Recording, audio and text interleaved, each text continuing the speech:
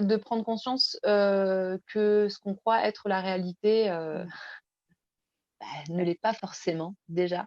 De comprendre qu'il y a plusieurs réalités, qu'il y a plusieurs plans, en fait, de conscience et de réalité différents. Déjà ça remet quand même pas mal de choses, à Mmh. leur place, notamment, ben, d'un point de vue, juste de l'ego, en fait, que et puis surtout, en fait, je crois que surtout le truc que ça m'a apporté, c'est de prendre conscience, en fait, que, je suis pas mon corps, que, Ouais. je suis pas mon corps, je suis pas mon mental, en fait.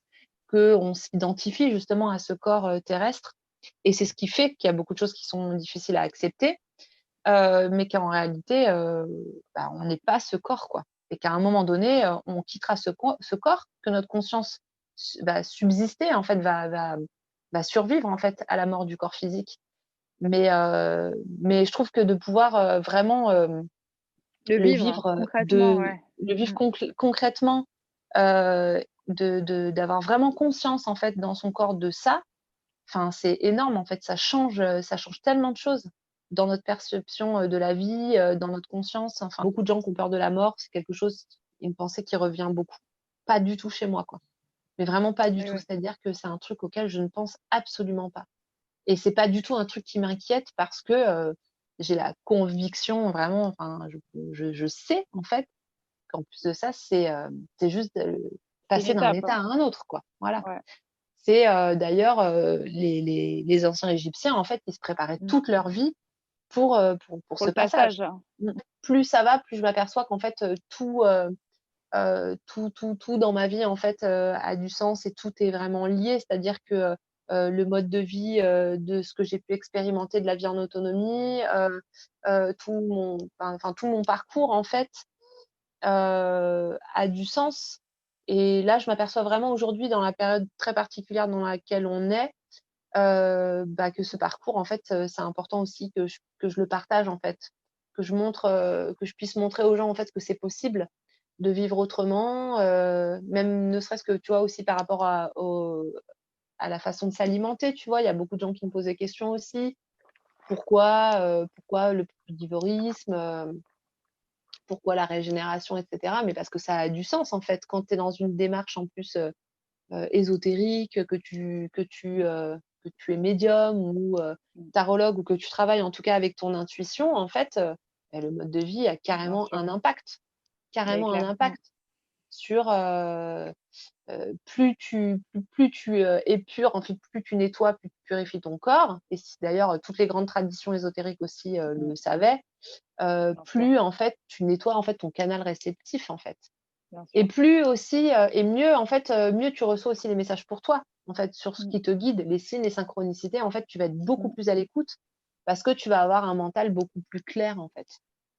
La Merkaba qui est en réalité, en fait, un véhicule de lumière, un véhicule qui nous permet de nous déplacer, en fait, sur des différents plans de réalité et dont on est tous, en fait, porteurs. Ce Merkaba, en fait, est décrit déjà par les anciens Égyptiens, il y a de ça entre 4000 et 5000 ans.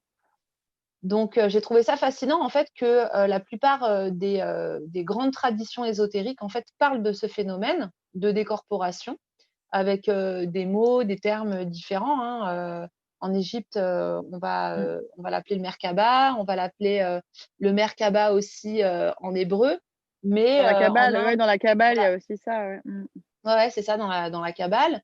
On va en parler aussi, chez les hindouistes, on va en parler dans le bouddhisme, on va en parler dans le taoïsme, et même dans le christianisme, en fait, on va parler de ce véhicule de lumière et donc, je me dis: «C'est quand même incroyable que, toutes les grandes traditions aient parlé de ça» et puis, en plus, à des endroits du globe qui étaient totalement différents du temps. C'est-à-dire que, tu vois, j'ai un parcours de vie, en plus, qui est un peu Mmh. atypique, j'ai quand même, enfin, tu vois, avant vraiment de retrouver ça et de me dire: «Allez, c'est bon, voilà, c'est mon chemin de vie, enfin, c'est ce pourquoi je me suis incarnée, vraiment, je le sais».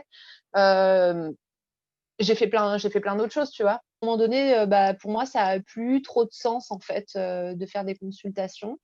C'est plus ce que j'avais envie de faire. J'avais plutôt envie de donner, en fait, aux gens, bah, les clés, en fait, pour s'auto, guider, plutôt que d'être dépendant, en fait, de quelqu'un et de donner, son pouvoir personnel à quelqu'un. Ça me commençait à me poser un peu problème. Parce que quand on suit vraiment, nos aspirations profondes, en fait, tout se met en place, pour nous faciliter, les choses, en fait. tout se passe. Et ça, je peux te dire, je l'ai vraiment expérimenté de nombreuses fois dans des circonstances où tu te dis, mais ça, ce sera Mmh. jamais possible et tout se met en place de manière parfois vraiment totalement magique. Donc, faut pas hésiter justement à suivre ses aspirations, les signes, les synchronicités, sont des guides précieux. Avoir le courage de suivre son cœur et après la vie, elle Ouais, t'aide et elle t'accompagne, quoi. ouais, ouais. Le Ouais, premier pas est souvent difficile parce qu'il fait peur, mais après, ouais. c'est du kiff. Mmh.